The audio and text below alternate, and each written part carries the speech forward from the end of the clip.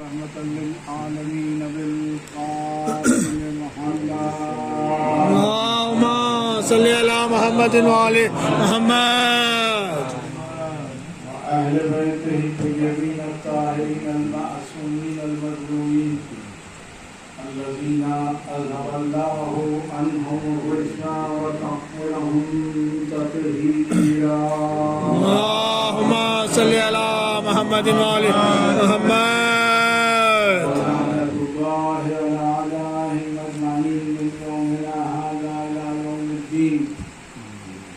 أما بعد فقد قال رسول الله صلى الله عليه وآله وسلم: إني تارك فيكم الثقلين كتاب الله وعترتي أهل بيتي ما إن تمسكتم بهما لن تضلوا بعدي ولن يفترقا حتى يرد علي الحوض. اللهم صل على محمد وآل محمد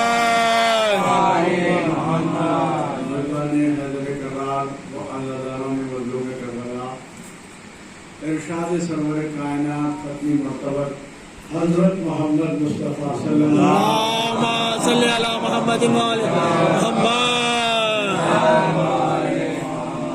کہ میں تمہارے درمیان دو گراں قدر چیزیں چھوڑ جاؤں. ایک کتاب اللہ اور دوسرے میری اطرت. یہاں پر رسول نے اطرت کا لفظ استعمال کر کے بتا دیا کہ اطرت میں صرف میری اولاد ہوگی، کوئی اور شامل نہیں ہو سکتی. تو پتہ چلا، اور پھر آگے ارشاد ہو رہا ہے کہ اگر تم چاہتے ہو کہ میرے بعد گمراہ نہ ہو تو یہ دونوں سے تمسک کرو. یہ دونوں جدا نہیں ہوں گے یہاں تک کہ میرے پاس حوض کوثر پر پہنچے. تو پتہ چلا کہ رسول اکرم نے پردہ فرمانے سے پہلے امت کو بتا دیا کہ زندگی اگر کامیاب گزارنا ہے اور آخرت کو سنوارنا ہے تو قرآن اور اہل بیت کا سہارا لینا ہوگا.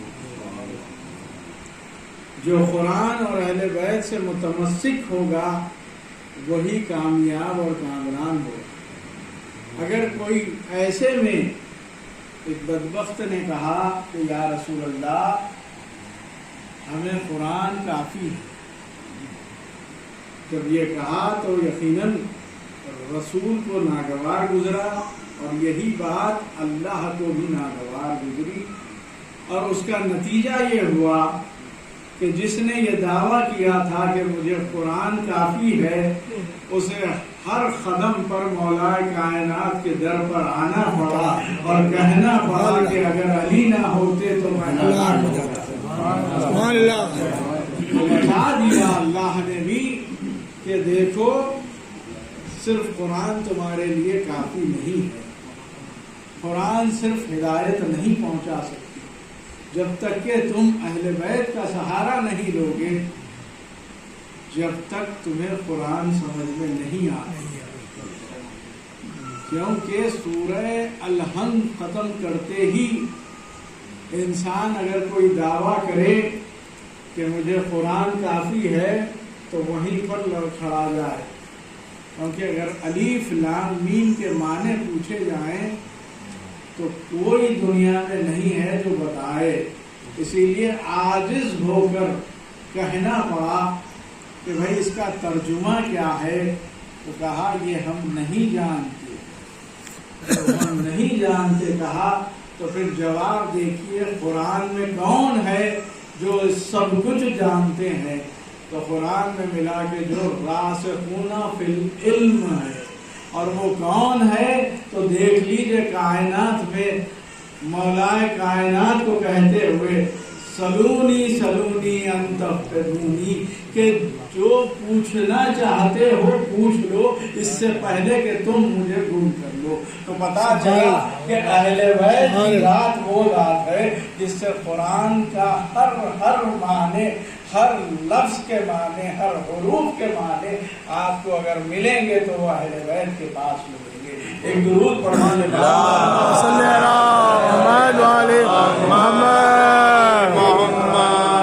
और फजीलत बता दिया अल्लाह ने अपनी किताब का नाम कुरान रखा। तो वहीं पर मौलाए कायनात का नाम अली रखा।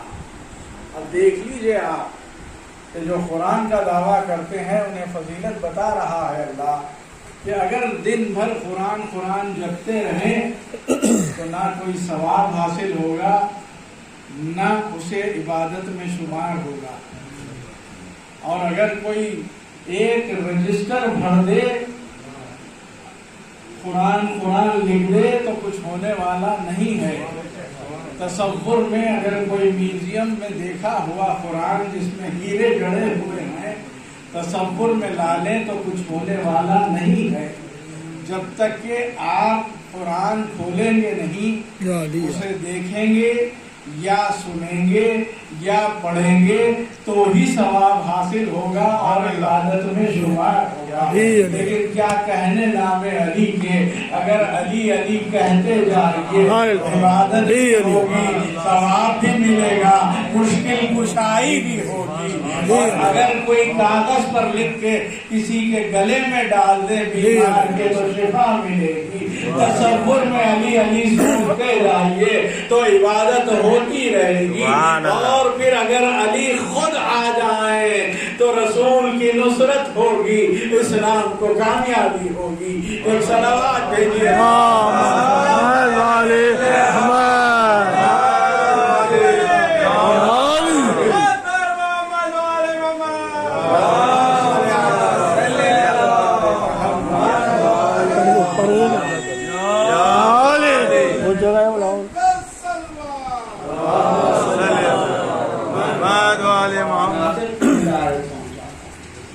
अगर कुरान में खुद है कि कुरान हिदायत करता है नास यानी कि इंसानों की, और फिर उसके बाद इरशाद हो रहा है कि कुरान हिदायत करता है और बशारत करता है मुसलमान। और फिर एक दुरूद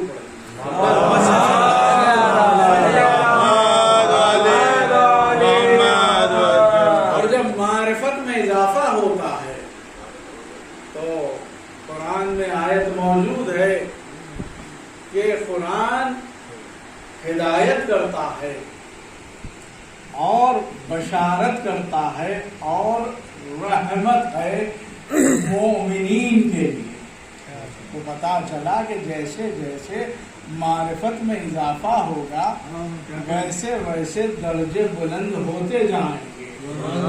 और फिर कुरान में मौजूद है कि कुरान हिदायत करता है मुत्तकीन के लिए। अब आइए यही बात हम देखते हैं अहले बैत के पास।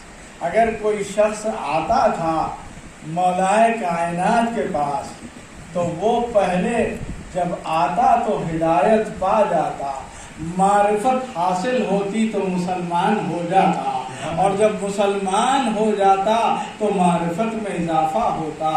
और मारिफत का तरीका यही है कि मोहब्बत होती है। जब मौलाए कायनात से मोहब्बत हो जाती तो फिर दर्जा बुलंद होता, वो मोमिन हो जाता। जहाँ मोमिन हो जाता तो और क़ुर्बत बढ़ती, तो फिर वो मुत्तकी हो जाता। जहाँ पर दर्जे मिलते तो सलमान बन जाते हैं, तो कोई मिक़दाद तो कोई अबूज़र बन जाता है।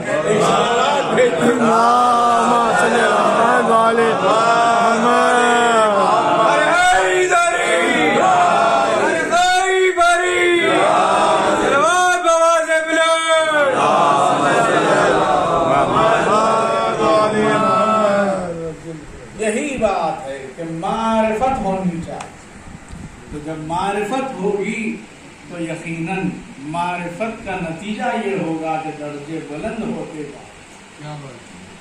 اور پھر قرآن وہ چیز ہے کہ جس میں لا رجم ولا یابس الا فی کتاب مبین، کہ ہر چھوٹی سے چھوٹی چیز اور بڑی سے بڑی چیز موجود، ہر خشک و تر موجود، ہر ظاہر اور غائب موجود ہے. تو وہی بات اہل بیت میں بھی ہونا چاہیے، اطرت میں بھی ہونی چاہیے. تو اللہ نے کتاب میں ہی آیت رکھ کے بتا دیا کہ وَكُلَّ شَيْءٍ أَحْصَيْنَاهُ فِي إِمَامٍ مُبِينٍ، کہ ہم نے ہر شے کا ایسا امام مبین میں رکھ دیا. اور اب امام کون ہو؟ تو پھر رسول نے میدان غدیر میں 1.25 لاکھ کے مجمع میں مولا کائنات کو دونوں ہاتھوں سے بلند کر کے کہا کہ من کنت مولا ہو فہذا علی مولا، کہ میں جس کا مولا ہوں علی اس کے مولا ہے. یہ کہہ کر بتا دیا کہ دیکھو اگر میں پردہ فرما لوں تو پھر میرے بعد اگر دیکھنا ہے تو یہ علی کو دیکھو. اتنا بلند کیا کہ رسول چھپ گئے اور مولا کائنات نظر آ رہے تھے. یہ بتانا تھا کہ میرے بعد اگر تمہیں ہدایت پانا ہے، گمراہ نہیں ہونا ہے، تو وہ ذات مولا کائنات ہے اور انہی کو دیکھتے جاؤ. اسی لیے تو کہا علی کو دیکھنا بھی عبادت ہے، علی کے چہرے پہ نظر کرنا بھی عبادت ہے، علی کا ذکر بھی عبادت ہے. اور پھر جب کسی نے یہ سوال کیا کہ جہاں پر بغض ہوتا ہے تو وہاں سوالات پیدا ہوتے ہیں، تو ایسے میں کسی نے سوال کیا کہ یا رسول اللہ اگر کوئی زمانہ ایسا ہو جہاں پر علی بھی موجود نہ ہو اور ذکر پر بھی پابندی لگ جائے، تو ایسے میں رسول نے کہا کہ حب علی عبادت، علی کی محبت عبادت ہے. اب آپ کا ہر لمحہ دن میں، ہر لمحہ آپ کا ہر منٹ، ہر سیکنڈ عبادت میں گزر رہا ہے. اگر علی کی محبت رکھتے ہیں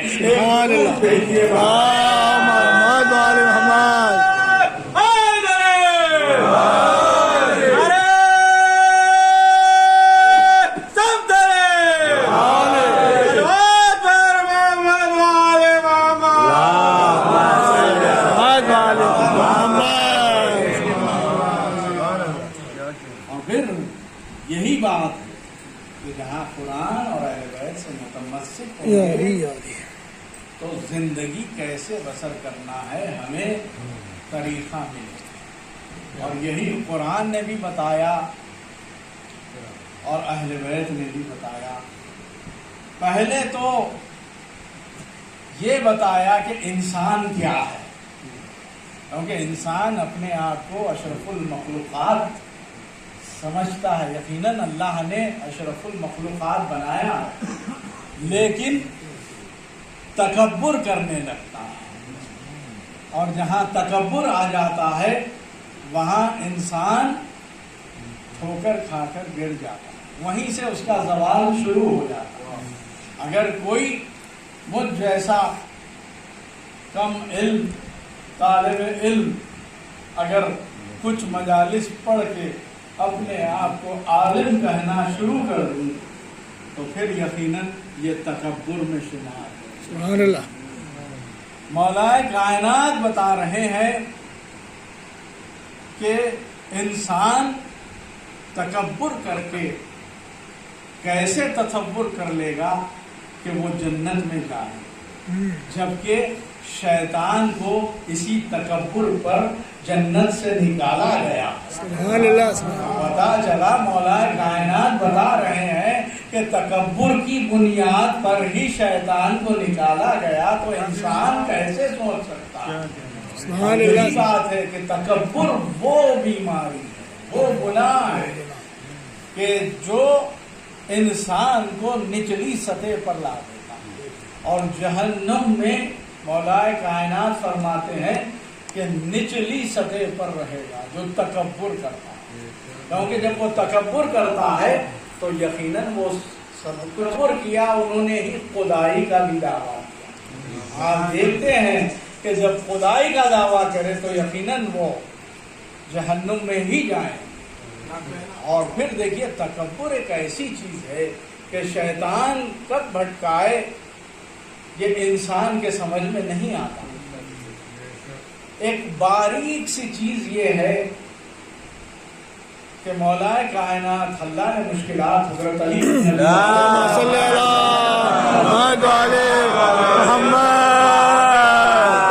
کہ اگر میں اپنی نالین کو دیکھوں اور سامنے والے کی نالین دیکھ کر اگر میں کہوں کہ آپ کی نالین سے میری نالین بہتر ہے یا تکبر ہے تو پتا چلا کہ کس احتیاط کے ساتھ زندگی بسر کرنا یہ کیسے ممکن ہو. قرآن اور اہل بیت سے متمسک رہیں گے تو ہمیں پتا چلے گا. اور یہی بات ہے کہ دیکھیے انسان جب تکبر کرتا ہے تو اپنے آپ کو کچھ سمجھ بیٹھتا ہے اور جب سمجھ بیٹھتا ہے تو دیکھیے نبی کی اولاد ہے حابیل اور قابیل، لیکن قابیل تکبر کرنے لگا اور تکبر کا انتہا یہ ہوتی ہے کہ وہ قاتل بن جاتا ہے. اور یہی بات ہے کہ آج کے دور میں بھی آپ دیکھتے ہیں جب تکبر کوئی کرنے لگتا ہے تو پھر سامنے والے سے حسد بھی پیدا ہو جاتا ہے اور جب سامنے والے سے حسد پیدا ہو جاتا ہے تو یقیناً وہ ایسا جرم کر بیٹھتا ہے کہ جس پر عرش لرز جاتا ہے اور وہ گنہگار قرار پاتا ہے. اور یہی بات ہے کہ سب سے پہلے اگر قرآن اور اہل بیت سے قریب رہنا ہے تو تکبر کو چھوڑنا ہے. اور پھر اس کے بعد مولا کائنات بتا رہے ہیں کہ انسان کی حقیقت کیا ہے. ایک مرتبہ مولا کائنات تشریف فرما ہے، جابر ابن عبداللہ انصاری بھی بیٹھے ہوئے ہیں. ایسے میں جابر نے ایک ٹھنڈی سانس، مولا نے کہا کہ جابر کیا بات ہے، ٹھنڈی سانس لے رہے ہو، کیا وجہ ہے؟ جابر نے کہا مولا آپ بہتر جانتے ہیں. تو فرمایا کہ یہ دنیا کے لیے تم سانس لے رہے ہو. کہا بے شک مولا. کہا کہ تم اس دنیا کے لیے سانس لے رہے ہو جس کا دار و مدار 7 چیزوں پر ہے. دنیا ساری ان 7 چیزوں کے لیے مر مٹتی ہے. اور اس کے بعد بتایا کہ کھانا پینا، سواری، رہنا، سونا اور سننا. مولا کائنات بتا رہے ہیں کہ اللہ نے سب سے بہترین غذا جو انسان کے لیے رکھی ہے وہ شہد ہے. لیکن جو انسان ناز کرتا ہے اپنے اوپر تو اس کے لیے جو غذا رکھی گئی ہے ایک مکھی کا لعاب دہن ہے. تو جب انسان کے لیے سب سے بہترین غذا کسی مکھی کا لعاب دہن ہے تو وہ کس بات پر ناز کر رہا ہے. اور پھر پینے کے لیے کہا کہ انسان کے لیے سب سے بہترین نعمت جو ہے پینے کے لیے مشروبات میں پانی ہے. لیکن پانی کی حقیقت مولا نے بتائی کہ پانی زمین پر در در بھٹکتا رہتا ہے اور اس کے انسان جب پیتا ہے تو اسے سکون ملتا ہے. اگر پانی نہ ملے تو انسان مر جائے. تو بتا رہے ہیں مولا کائنات کے انسان کی حقیقت کیا ہے اور اس کے باوجود اگر تکبر کرتا ہے تو اسے سوچنا چاہیے. اور پھر اس کے بعد کہا کہ پہننے کی چیزیں، انسان کے لیے سب سے بہترین لباس ریشم ہے. اور ریشم کیا ہے؟ ایک کیڑے کا لعاب دہن ہے. تو پتا چلا کہ ایک کیڑے کے لعاب دہن سے انسان بہترین لباس پہن کر ناز کرتا ہے. اللہ بتا رہا ہے کہ دیکھو تمہاری حقیقت کیا ہے. اور پھر اس کے بعد سواری، سواری کیا ہے؟ مولا کائنات نے فرمایا کہ انسان کے لیے بہترین سواری گھوڑا ہے، لیکن وہ بھی کس میں استعمال ہوتا ہے؟ جو قتل و غارت گری میں استعمال ہوتا ہے، اس پر انسان سوار ہو کر ناز کرتا ہے، اور پھر زندگی بسر کرنے کے لیے نکاح پر انسان ناز کرتا ہے، اس کے بغیر زندگی بسر نہیں کر سکتا، وہ منبر سے نہیں بتایا جا سکتا، لیکن انسان کی حقیقت صرف یہی ہے۔ اور پھر جہاں تک کہ بات آتی ہے سونگھنے کی، تو یقیناً انسان خوشبو کو پسند کرتا ہے، چاہے وہ بچہ ہو کہ نوجوان ہو کہ ضعیف ہو، خوشبو لگانا پسند کرتا ہے اور خوشبو کے برانڈز رکھتا ہے، لیکن اللہ بتا رہا ہے کہ سب سے بہترین برانڈ جو ہے وہ مشک ہے۔ لیکن مشک کیا ہے؟ ایک جانور کی نابی کا سوکھا ہوا خون ہے۔ سوکھے ہوئے خون کو سونگھ کر انسان اپنے آپ پر ناز کرتا ہے، اور پھر سننے کے لیے مولا کائنات بتا رہے ہیں کہ سننے کے لیے سب سے بہترین چیز انسان گانا سمجھتا ہے، میوزک سمجھتا ہے، لیکن حقیقت یہی ہے کہ جو گانا گاتا ہے یا سنتا ہے یا سناتا ہے یا اہتمام کرتا ہے، وہ بہت بڑا گناہ ہے۔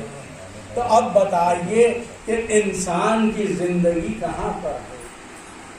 بھلائی اسی میں ہے کہ جو قرآن اور اہل بیت سے متمسک رہے اور دنیا میں بھی کامیاب رہے اور آخرت بھی کامیاب رہے۔ ایک درود بھیجیے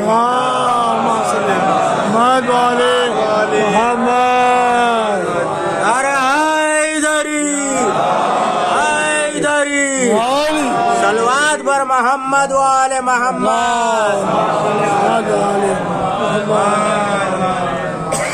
بس ایک 5 اور 10 منٹ، کیونکہ نوجوان میرے سامنے تشریف فرما ہیں، ان کے لیے میرے بھائی اور بزرگ مجھ سے بہتر جانتے ہیں۔ یہی قرآن میں ارشاد ہو، دیکھو تمہیں اللہ نے اس دنیا میں بھیجا تو بہترین ذریعے سے بھیجا، وہ ذریعہ ہے ماں باپ، والدین، اور ایسی بہترین پناہ گاہ ہے کہ اس سے بہتر کہیں اور ہو نہیں سکتا۔ ماں اور باپ دونوں، اسی لیے فرما رہا ہے قرآن میں موجود ہے کہ ماں باپ کا مقام وہ مقام ہے کہ جن کا احترام کیا جائے اور ان کے ساتھ حسن سلوک کیا جائے۔ کس وقت؟ جب وہ ضعیف ہو جاتے ہیں۔ جب وہ ضعیف ہو جاتے ہیں تو یقیناً اولاد پر واجب ہے کہ ان کا خیال رکھے۔ خیال کس طرح سے رکھے؟ یقیناً آپ جانتے ہیں، جو میرے سامنے نوجوان تشریف فرما ہے وہ دیکھتے ہوں گے کہ جو اس سن کے بچے ہیں، انہیں جب دیکھتے ہیں وہ جب ضد کرتے ہیں تو والدین ان کی سنتے ہیں، 1 بار نہیں، 2 بار نہیں، 3 بار نہیں، 10 بار چاہے، لیکن والدین انکار نہیں کرتے، سمجھاتے ہیں۔ لیکن ضعیفی وہ ہوتی ہے کہ جہاں پر کبھی والدین بھی ایک سے دیگر مرتبہ کوئی چیز کی خواہش کرتے ہیں، تو اگر انسان اپنا منہ بنا لے تو پھر وہ اطاعت نہیں ہے۔ سبحان اللہ۔ اگر میں منہ بنا کر اپنے ماں باپ کی خواہش پوری کر رہا ہوں تو یہ اطاعت والدین نہیں ہے۔ اطاعت والدین یہ ہے کہ ان کے خواہش کرنے سے پہلے اگر سمجھ کر ان کی خواہش پوری کی جائے تو وہ اطاعت والدین۔ اور پھر کون؟ والدہ کا مقام یہ ہے کہ جو اپنے شکم میں 9 مہینے اپنے آپ کو مار کر جو اولاد کو زندہ رکھتی ہے اس ہستی کو ماں کہتے ہیں. سبحان اللہ. اور وہ ماں کا مقام یہ ہے کہ ماں قربانی پیش کرتی ہے. اور ایسی ماں کے لیے مولائے کائنات فرماتے ہیں اولاد کے لیے کہ جب وہ ماں جو تمہیں بولنا سکھائے اس کے سامنے اپنی زبان درازی مت کرو، کیونکہ تمہیں بولنا ہی سکھایا ہے تمہاری ماں نے. لیکن سلام ہو ہماری ماں پر کہ سکھایا بھی تو کیا سکھایا. پہلی بات جو سکھاتی ہیں ہماری ماں، آدم جب اس دنیا میں آئے تو انہیں تعلیم دی گئی انہی ناموں کی جن ناموں کی تعلیم دی گئی اور کس سے ذریعے امتحان لیا گیا، وہی نام اللہ محمد علی فاطمہ حسن ہے. ایک اللہم صلی علی محمد وعلی محمد. ہماری مائیں بھی جو سکھاتی ہیں یہی سکھاتی ہیں. سب سے پہلے یہی بتاتی ہیں کہ اللہ ایک ہے، محمد علی فاطمہ حسن و حسین. تو ایسی ماں کے ساتھ کیسا سلوک ہونا چاہیے؟ یقیناً یہ جنت کا راستہ، اسی لیے تو اللہ فرما رہا ہے کہ جنت اگر ہے تو قدموں کے نیچے ہے. کن ماؤں کے نیچے ہے؟ یہی ماؤں کے نیچے ہے جو بنجتن کے نام سکھاتی ہے اور علی کی محبت دل میں ڈالتی ہے. یہی ماؤں کے قدموں کے نیچے جنت ہے. اگر کوئی ماں کے ماں ہو اور محبت علی نہ ہو تو وہاں جنت کا تصور غیر ممکن، بالکل کوئی گنجائش نہیں ہے. ایک سلامات بھیجیے اللہم صلی علی محمد وعلی محمد. یقیناً یہ جو ذرا ٹاپک آ جاتی ہے ذرا اس پر مشکل ہوتی ہے، لیکن مشکل سننا ضروری ہے. بے شک. اگر میں بیان نہ کروں بسم اللہ. تو یقیناً حق سے منبر ادا ہے. جہاں فضیلت مولائے کائنات ہے تو وہاں پر اقوال مولائے کائنات بھی بتانا ضروری ہے. اور یہی بات ہے کہ دیکھیے ماں کا جو مقام ہے آپ رشتوں میں دیکھ لیجئے، بھائی بہن کہا جاتا ہے، ماما مامی، چاچا چاچی، دادا دادی، نانا نانی، لیکن ایک واحد ماں کا مقام وہ ہے سبحان اللہ. جہاں پہلے ماں کا نام دیا جاتا ہے، ماں باپ. اور اسی لیے رسول نے بھی جب ایک شخص آتا ہے رسول اکرم کے پاس اور آ کے کہتا ہے یا رسول اللہ میں نیکی کرنا چاہتا ہوں تو کیا کروں؟ تو کہا اپنے ماں سے نیکی کر. دوسری مرتبہ پھر پوچھتا ہے میں نیکی کرنا چاہتا ہوں کس کے ساتھ؟ کہا کہ اپنی ماں کے ساتھ. تیسری مرتبہ بھی کہتے، جب چوتھی مرتبہ کہا تو کہا اپنے باپ کے ساتھ. تو پتا چلا کہ ماں کا مقام اتنا بلند ہے. اور ایک شخص آتا ہے آگے کہتا ہے یا رسول اللہ میں بہت بڑا گنہگار ہوں، میں نے بہت بڑے گناہ کیے، کیسے معافی؟ کیا رسول معافی نہیں دے سکتے تھے؟ کیا اہل بیت کے ذریعے معافی نہیں ہو سکتی؟ لیکن مقام والدین بتانا تھا. کہا کہ جا اپنی ماں کے قدموں پر اپنا سر رکھ دے اور کہے کہ دعا کر. کہا کہ یا رسول اللہ میری ماں اس دنیا میں نہیں ہے. کہا کہ قبر پر جا کر دعا کر، کہے کہ میرے لیے دعا فرمائیں. تو پتا چلا کہ ماں وہ ہے کہ جو زندگی میں بھی اولاد کا خیال رکھتی ہے اور دنیا سے گزرنے کے بعد بھی اولاد کے لیے دعا کرتی ہے. سبحان اللہ. ایک درود کے اللہم صلی علی محمد وعلی محمد. اور اسی لیے حکم ہے کہ ایصال ثواب کیا جائے، ان کے لیے خیرات کی جائے، ان کے لیے یتیموں کو غذا دی جائے، ان کا کپڑوں کا خیال کیا جائے، کیونکہ کئی یتیم ایسے ہیں جو غریب ہیں تو ان کا خیال رکھا جائے. لیکن ہاں یقیناً سب سے بہترین ایصال ثواب وہ ہے کہ جو ذکر اہل بیت ہے، جہاں پر دونوں چیزیں ہوتی ہیں، اس حدیث ثقلین پر عمل ہوتا ہے کہ جہاں پر قرآن کی تلاوت بھی ہوتی ہے اور ذکر اہل بیت بھی، اور پھر بس ایک باپ کا مقام بتاتا ہوا چلوں اور ربط مسئلہ، جہاں آپ نے ماں کی فضیلتیں سنی وہیں پر باپ وہ ہے کہ جب وہ دنیا میں کماتا ہے تو یقیناً اولاد پرورش پاتی، وہ اپنا خون پسینہ ایک کر کر اولاد، یہی تمنا ہوتی ہے کہ اس کی اولاد سکون سے رہے، باپ محنت کرتا ہے تاکہ اولاد سکون میں رہے، اسی لیے حکم ہے کہ اولاد باپ کے آگے نہ چلے،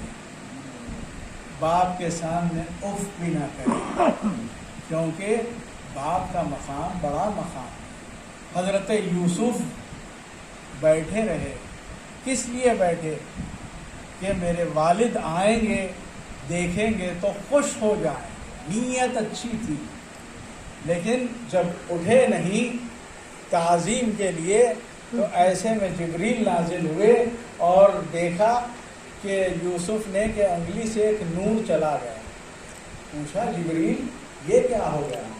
تو کہا کہ آپ کی نسل سے نبوت چلی گئی، کیونکہ آپ نے اپنے والد کے لیے تعظیم کے لیے دیکھیے یہ سبق ہے ہمارے لیے کہ بتا رہا ہے اللہ کہ دیکھو ہم یوسف کے ذریعے بتا رہے ہیں، وہ نبی ہے، اس کی نیت کو بھی ہم جانتے ہیں، لیکن دنیا والوں کو بتانا ہے، ورنہ یہی سنت یوسف ہو جاتی کہ باپ آ رہا ہے بیٹا بیٹھا ہوا ہے۔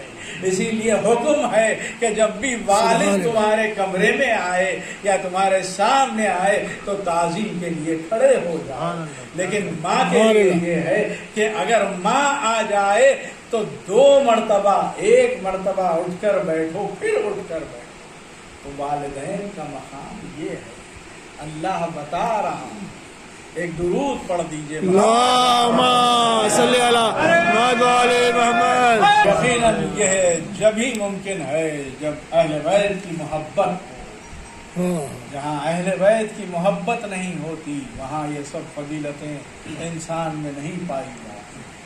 اب اگر کوئی اہل بیت کا چاہنے والے سے تصور بھی نہیں کیا جا سکتا کہ کوئی ماں باپ کی اطاعت نہیں کرتا، کوئی جھوٹ بولتا ہو یا کسی کی غیبت کرتا ہو یا کوئی تکبر کرتا ہو، تو پتہ چلا کہ اگر اہل بیت سے قریب ہیں تو یقیناً وہ کامیاب ہے۔ یہی تو بات تھی کہ جب حضرت میثم نے مولا کائنات نے میثم کو بتایا کہ میثم آپ کو دار پر چڑھایا جائے گا، یہی وہ درخت ہوگا، ایک پودا تھا جسے بتا کر علی نے فرمایا کہ میثم اس پر تمہیں دار پر چڑھایا جائے گا۔ تو ایک مرتبہ حضرت میثم کہتے ہیں یا علی یہ تو بتا دیجئے کہ میرا جرم کیا ہوگا؟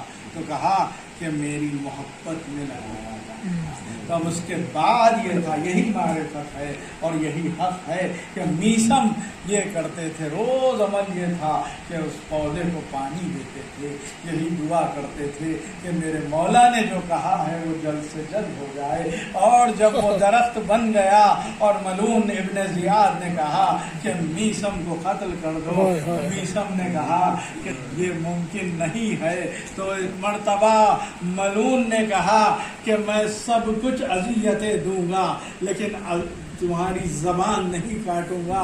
ایسے میں میثم کی زبان چل رہی تھی، علی علی کا ذکر ہو رہا تھا، ایک مرتبہ انقلاب آنے کو تھا، کہا کہ میثم کی زبان کاٹ دو۔ یہ کہنا تھا کہ میثم نے کہا کہ جو علی نے کہا ہے وہ ہو کے رہے گا۔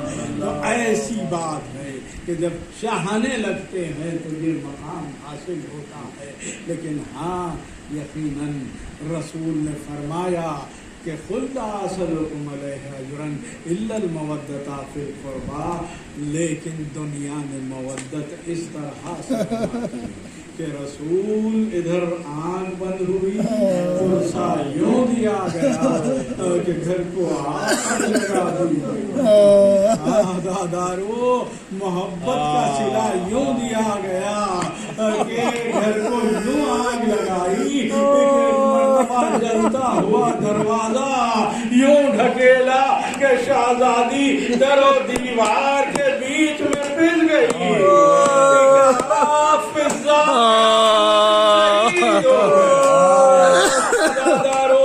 पुरसा दीजिए और फिर मस्जिद में मौलाए कायनात के सर पे ज़रबत लगाई। मेरे मौला ने अपने दोनों हाथों से सर को थामा, बिलकाबा, लेकिन मौला ने अपने दोनों हाथों से सर को थाम लिया। मैं कहूँ या अली जरा करबला में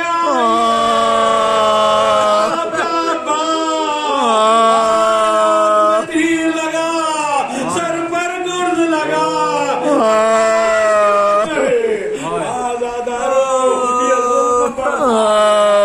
यहाँ तक के मौला हसन को जहर दिया गया, जनाजा घर से तो चला लेकिन वापस घर इस आलम में शहजादी ज़ैनब तीर निकाल रही है। मैं कहूँ बीवी ये मदीना है, लेकिन हाय करबला जहाँ पर हुसैन तीरों पर मुअल्लक़ है। हाय हुसैन सैयदे सज्जाद देख रहे हैं, जैसे देखा कि बाबा का सर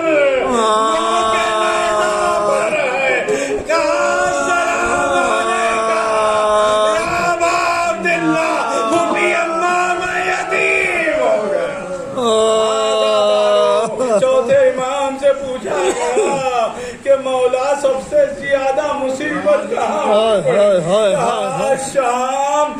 शाम आजादारो, ये बाजार शाम, दरबार शाम और जिंदान शाम। हाय वो गैरतदार इमाम को बाजार शाम से मैं आपसे पूछता हूँ, अपनी माँ बहनों के साथ बाजार जाते हैं तो वो पर्दे में होती हैं, लेकिन अगर कहीं हुजूम हो तो आप रास्ता बदल देते हैं। लेकिन हाय मजलूमी सैयदे सज्जाद को जमा किया जाता था, कहते थे कि असीर लाए जा रहे हैं, कैदी लाए जा रहे हैं। और फिर दरबार शाम जहाँ कयामत गुजर गई, सैयदे सज्जाद देख रहे हैं कि बहनों को रस्सी में बांध कर लाया जा रहा है, जैसे मुनावर कनीज़ों को लाया जाता है। हाय सैयदे सज्जाद पर क्या गुजर गई जब देखा कि यजीद मलून ने एक चोबे में तुलाई और इमाम हुसैन के लबाए आजादारो। बस मजलिस तमाम हुई कि जिंदान शाम कयामत गुजर गई। बहन ने कहा था कि भाई मुझे इतना करना, अगर हो सके तो मुझे कोई ठंडे मकाम पर दफन करना, क्योंकि प्यास से मेरी हड्डियां सूख चुकी है। लेकिन हाय मजबूरी सज्जाद, हाथों में हथकड़ियां, पाँव में बेड़ियां, जिंदान में लहद बनाई। एक मर्तबा दर्द लहद करना, दो हाथ आए, लाओ मेरी सकीना।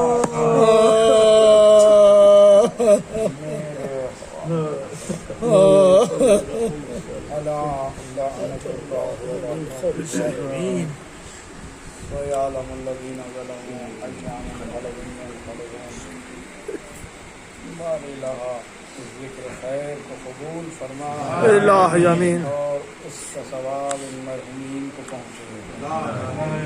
जो बीमार है, जिस किसी भी बीमारी से हमें शफाए कामिला और आजिला अता फरमा। اللہ जो बेरोजगार है उन्हें रोजगार से लगा देना।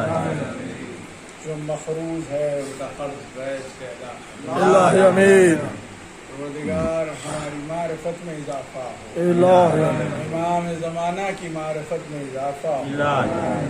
हमारी मारिफत में इतना इजाफा हो कि यकीनन शब जुमा है, यकीनन हमारे आमाल पेश होते हैं इमाम की खिदमत में। जब हमारे आमाल पर नज़र पड़े तो मौला के होठों पर मुस्कुराहट आ जाए। परवरदिगार, यकीनन ये वो ज़माना है कि जहाँ वबा चल रही है, लोग परेशान है, लेकिन मैं दुआ करूँ या इमाम ज़माना, आप ही हुज्जत खुदा है, आप ही इमाम वक्त है, और यकीनन अल्लाह ने आपको हर शय पर इख्तियार दिया है।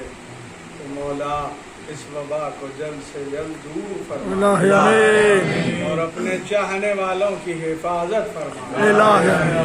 इमाम ज़माना के ज़हूर में जल्द से जल्द ज़हूर हो और हम सबको नासिरीन में शुमार करें। आपसे गुजारिश है कि एक मरतबा सूरह अल-हम्द और 3 मरतबा सूरह इखलास की तिलावत फरमा लीजिए। मैं आपके सामने नाम पेश करता हूँ।